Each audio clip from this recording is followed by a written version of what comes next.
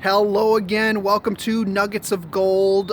Ladies and gentlemen, you have reached episode 21 with me. Thank you for taking this journey over the last few weeks. Just a quick recap on what I'm trying to do with you each and every day. We are taking a packet of Bible memory verses. I flip it open randomly, kind of like casting the dice in the Bible. We land on a verse. I have not previously planned the verse. I don't know the verse. I open it, I read it to you. I pause, I pray for about a minute, and then I come back and share whatever the Holy Spirit has brought to my mind.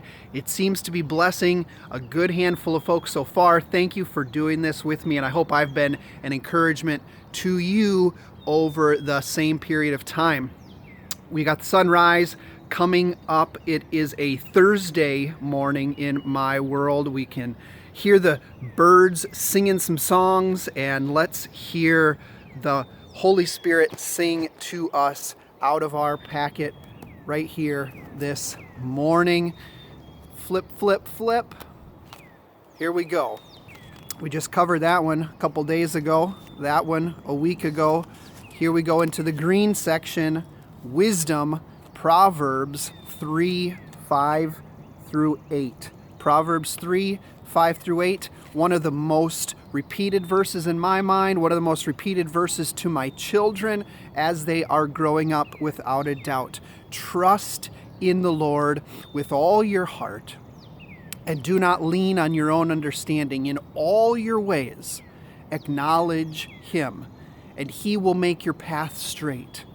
Be not wise in your own eyes. Let's see. Be not wise in your own eyes. Fear the Lord and turn from evil.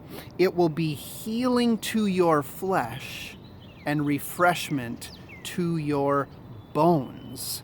Let's pause and think on these. Proverbs 3, 5 through 8.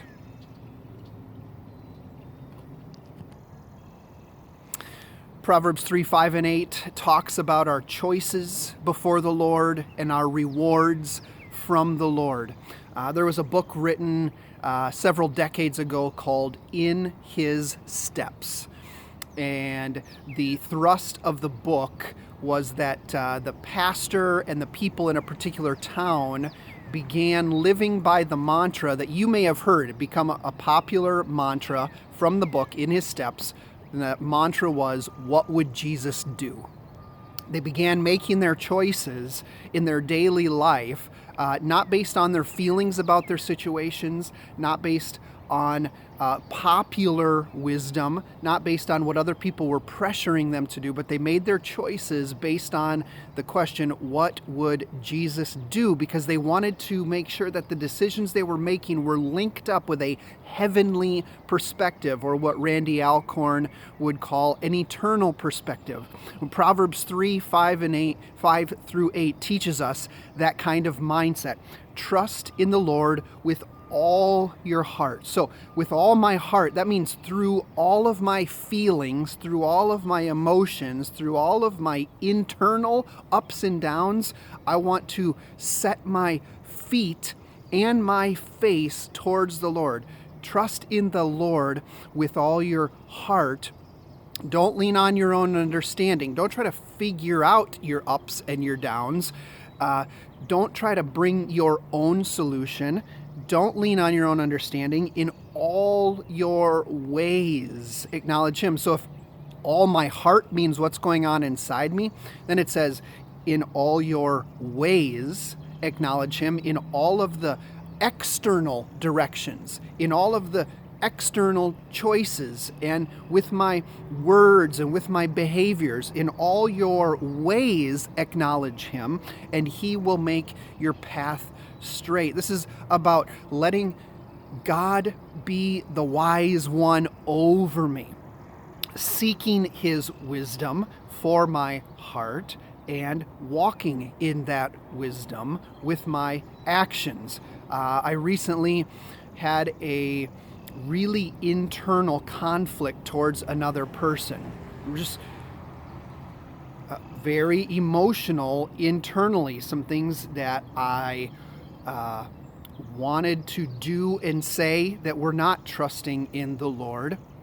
And I had to give it time, and I had to give it prayer. And in the end, what the Holy Spirit spoke back to me is, Thomas, I don't want you in this time to relate to that person. I want to relate to that person. I, the Holy Spirit, want to relate to that person, and I'm going to use you to relate my love, my care, my character to that person. Thomas, would you please set yourself aside, even though you feel this way, but would you let me show myself through you in this situation that you're frustrated by, hurt by? And I submitted by his help. With his help, I was able to surrender. I was able to trust in the Lord with all my heart, and it lifted me up past a lot of my ugliness. The last verse here, verse 8, says, when we trust in the Lord, it is healing to our flesh and it's refreshment to our bones. And I want to remind you that our God is a rewarding God, our God is a blessing God, and that as we walk with him, then we bear fruit. It's not as we seek fruit in our own selfish ways, but it's when we walk in his way that we are refreshed. And so every time I'm asking, what would Jesus do? I'm walking closer into the Lord's blessing and the Lord's rewards. Go after that today. He holds out the rewards. He holds out the strength. Go with him as you go today.